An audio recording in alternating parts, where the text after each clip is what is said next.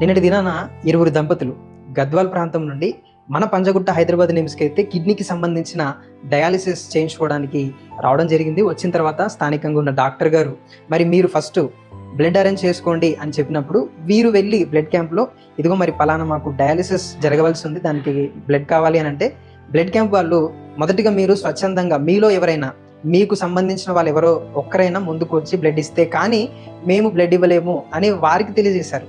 అయితే అలాంటి పరిస్థితుల్లో ఎక్కడో గద్వాల్లో ఉండేవారు ఈ హైదరాబాద్కి వచ్చిన తర్వాత ఇలాంటి కండిషన్స్ ఉంటే మరి ఎవరికైనా భయము లేదా నిరాశ అనేది ఎదురవుతుంది. అలా ఈ ఇరువురి దంపతులకు కూడా ఎదురైంది. మరి వారి పరిస్థితి ఒక సహోదరుడి ద్వారా మనకు తెలిసింది. నిజానికి వారి ఇరువురితో కూడా నేను మాట్లాడడం జరిగింది. వాళ్ళు చాలా అమాయకంగా ఉన్నారు. అంటే వృత్తిరీత్యా వాళ్ళు వ్యవసాయం చేసుకునే వాళ్ళు, పెద్దగా చదువు కూడా వారికి లేదు. చిన్న ఫోటో వాట్సాప్లో ఓపీకి సంబంధించిన ఫోటో పెట్టమంటేనే వారు పెట్టడానికి చాలా ఇబ్బంది పడ్డారు. అలాంటి అమాయకంగా ఉన్న ప్రజలకు ఇక్కడికి వచ్చిన తర్వాత ఇలా పరిస్థితి ఎదురైతే అది మాటల్లో వివరించలేం.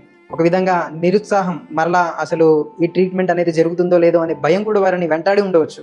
అలాంటి నేపథ్యంలో మనకు ఆ విషయం తెలిసిన వెంటనే నాకు తెలిసిన సహోదరుడు మరి రాహుల్ అన్న పరిస్థితి ఇది, బ్లడ్ ఏదైనా ఇవ్వగలుగుతావా అంటే చాలా ఉత్సాహంగా తను వాస్తవానికి ఆ సమయంలో వర్క్లో ఉన్నాడు. అక్కడ నుంచి పర్మిషన్ తీసుకొని ఎక్కడో శంషాబాద్ నుండి పంజాగుట్ట హైదరాబాద్ నిమ్స్కి ఒక్కడే తన వాహనంలో వెళ్ళి మరి ఆ ట్రాఫిక్ ఆ పరిస్థితులు అన్నింటిని కూడా దాటుకొని బ్లడ్ ఇచ్చి మరలా ఇంటికి క్షేమంగా అయితే తను రావడం జరిగింది. నిజంగా ఈ వీడియో ముఖంగా రాహుల్ అన్నను నేను చాలా అభినందిస్తున్నాను. అన్నకు కలిగి ఉన్నటువంటి మంచి మనసును మనం కూడా కలిగి ఉందాం. నిజంగా ఇలాంటి పరిస్థితుల్లో ఉన్న వారికి మనం మేలు చేస్తే ఎంత మంచిగా ఉంటుంది, అందులో వచ్చే ఆనందం కూడా మాటలు వివరించలేం.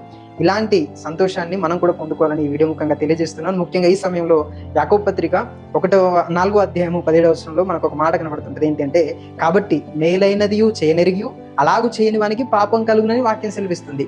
కనుక మనం మేలు చేసే పనిలో ఎప్పుడు కూడా వెనకడుగు వేయకుండా మనం ఒక అడుగు ముందుకు వేసి మేలు చేసి పాపాన్ని జయించి ప్రభువుకి సంతోషాన్ని తెచ్చేవారిగా మనం ఉండాలని తెలియజేస్తూ ఈ మాటలు ముగిస్తున్నాను. అందరికీ వందనాలు.